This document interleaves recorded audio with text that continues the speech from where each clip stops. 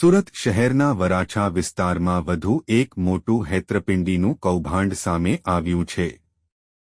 સુરત શહેરના વરાછા વિસ્તારમાં વધુ એક મોટું હેતરપિંડીનું કૌભાંડ સામે આવ્યું છે। સસ્તા સોનાની લાલચ આપી વેપારી પાસેથી 87 લાખ રૂપિયાની છેતરપિંડી કરવામાં આવી હતી।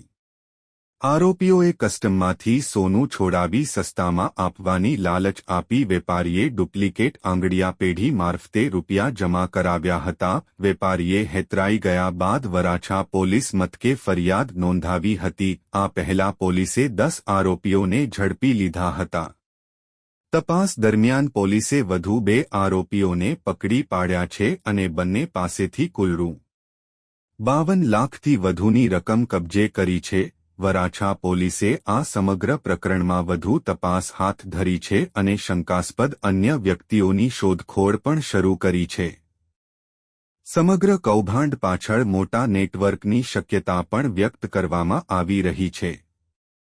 રિપોર્ટર સુનિલ ગાંજાવાલા, સુરત।